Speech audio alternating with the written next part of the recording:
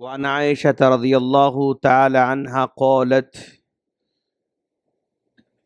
قلت يا رسول الله إن أدركت ليلة القدر فما أقول فيها قال قولي اللهم إنك عفو تحب العفو فاعف عني۔ آج ہم جس دعا کو سمجھنے جا رہے ہیں، پیارے نبی صلی اللہ علیہ وسلم نے ام عائشہ صدیقہ رضی اللہ تعالی عنہا کو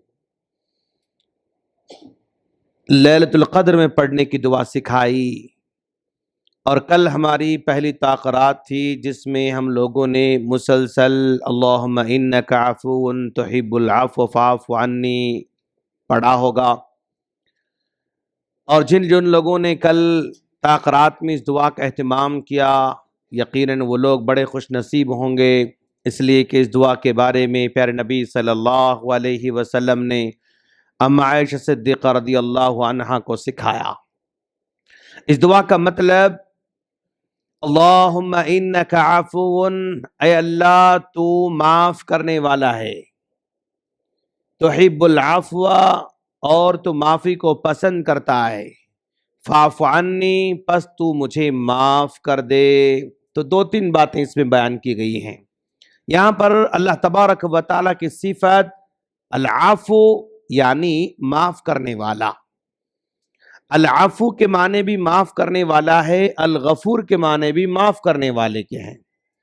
العفو کا معنی ایسا معاف کرنا کہ اس سے پہلے اس نے گناہ کیا تھا ہی نہیں، اس انداز سے معاف کر دینا، اور پھر معاف کرنے کے بعد پھر اس کے بعد اس کے ساتھ حسن سلوک کرنا، اس کو بولتے ہیں العفو۔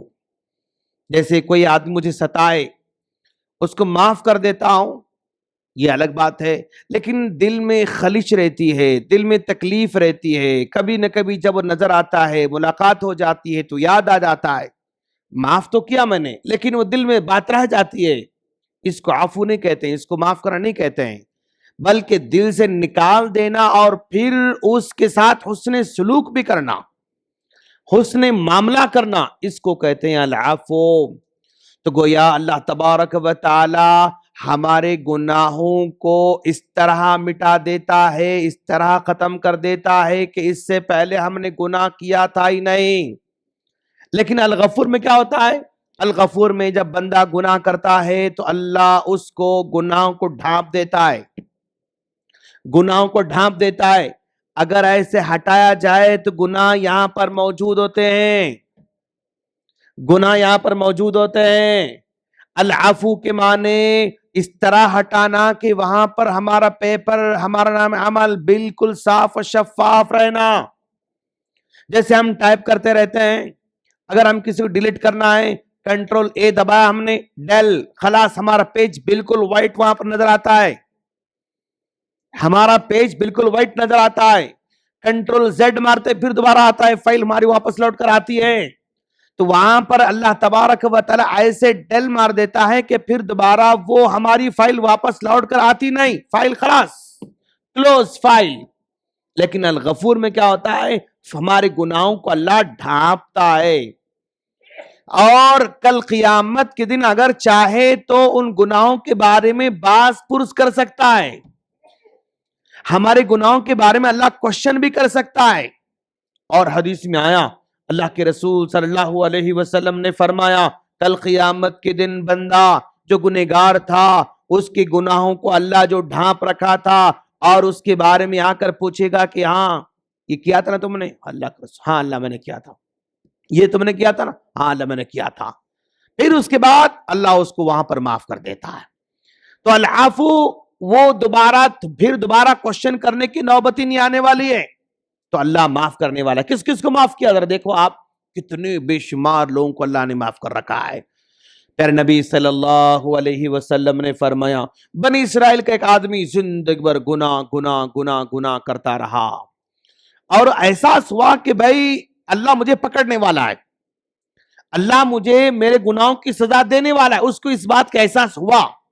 لیکن جب مجھے پکڑنے والا احساس ہوا، عذاب دینے والا احساس ہوا، ڈر ہوا، خوف ہوا، لیکن اس کو اس بات کا پتہ نہیں تھا کہ بھئی مجھے توبہ کرنا ہے کیا، مجھے معافی مانگنا ہے کیا، گناہوں کو ڈیلیٹ کرانا ہے کیا، اس کو نہیں معلوم. ڈر تو ہے اس کے پاس، گنہگار ہے اور ساتھ ساتھ میں ڈر اس کے پاس ہے، اور اس ڈر کی وجہ سے مرنے سے پہلے اپنے بچوں کو بلا کر کہا کہ بچوں، میرے مرنے کے بعد مجھے لگتا ہے کہ اللہ مجھے سخت سزا دینے والا ہے، مجھے خطرناک سزا دینے والا ہے، لہذا میں سزا سے بچنا چاہتا ہوں. سزا سے بچنے کا طریقہ مجھے یہ سمجھ میں آ رہا ہے کہ میرے مرنے کے بعد تم لوگ میری لاش کو جلا دینا.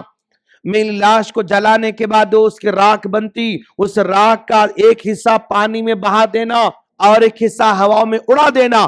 جب یہ میری راکھ ختم ہو جائے گی تو پھر میں اللہ کی سزا سے بچ جاؤں گا. کیوں پکڑے گا نہیں مجھے؟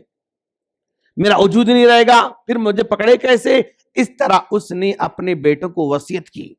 وصیت کر کے مرنے کے بعد بیٹوں نے ویسے ہی کیا، باپ کو جلا دیا. جلانے کے بعد اس کی راکھ، آدھی راکھ پانی میں بہا دیا اور آدھی راکھ ہوا میں اڑا دیا.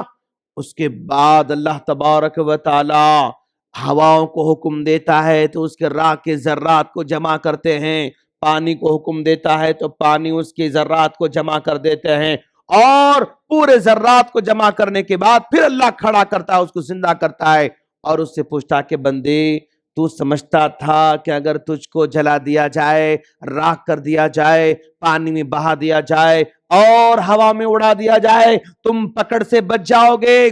کہا ہاں اللہ، میں ایسا سمجھتا تھا. تو نے ایسا کیوں کیا؟ تو بندہ کہتا کہ اللہ بس تو سے ڈر کر میں نے ایسا کیا، ڈر تھا کہ کہیں تیرے عذاب کو جو ہے یعنی مجھے آنا لے، تیرے عذاب سے بچنے کے لیے تجھ سے ڈر کر میں نے اپنے بچوں کو ایسی وصیت کی تھی. تو اللہ کہے گا واقعی تم مجھ سے ڈرتا تھا؟ ڈر کر ایسا نہیں کیا اللہ، ڈر کر میں نے ایسا کیا اللہ. تو اللہ کہتا ہے جا بندے، میں نے تجھ کو معاف کر کے چھوڑا. تو نے مجھ سے ڈر کر یہ کیا نا، یعنی تجھے ڈر تھا کہ مجھے اللہ مارے گا، اللہ سزا دے گا، پنشمنٹ دے گا. سزا سے بچنے کے لیے تو نے اپنی طرف سے طریقہ نکالا، تو نے اپنی طرف سے طریقہ نکالا، جلا دیں گے، راکھ کر دیں گے، اڑا دیں گے تو بچ جائے گا. لہذا جو تیرے دل میں ڈر تھا نا، اس ڈر کی وجہ سے آج میں تجھے معاف کر کے چھوڑ دیتا ہوں.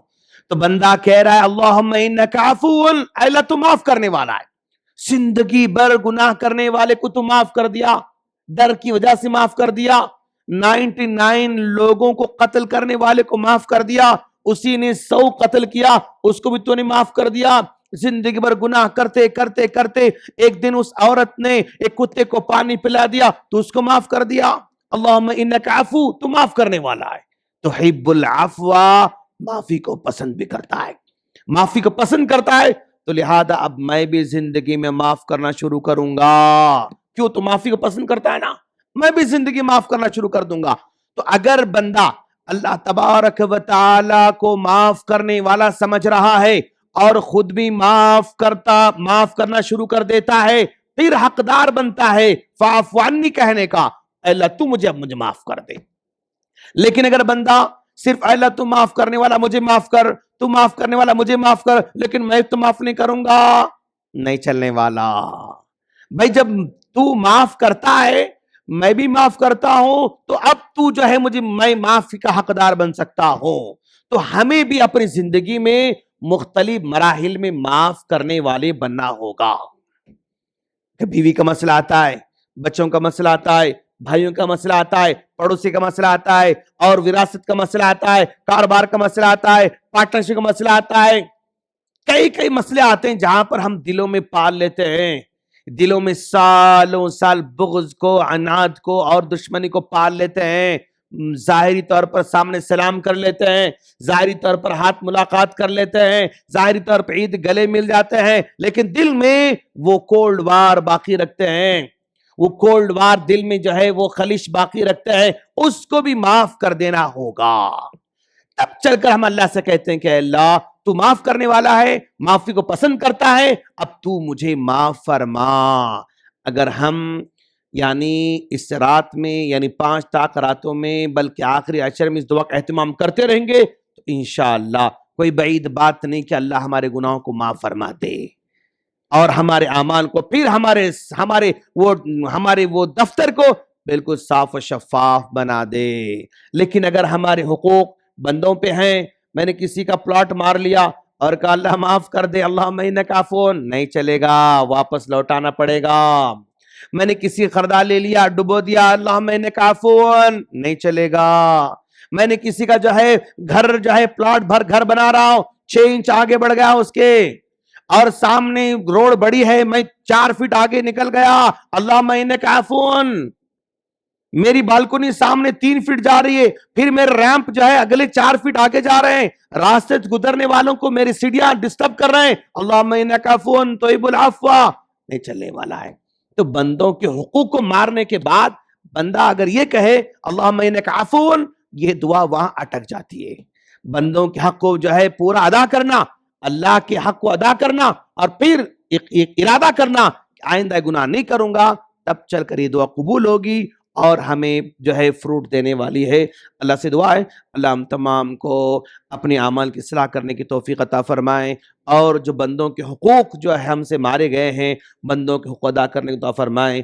آمین. السلام علیکم ورحمۃ اللہ وبرکاتہ.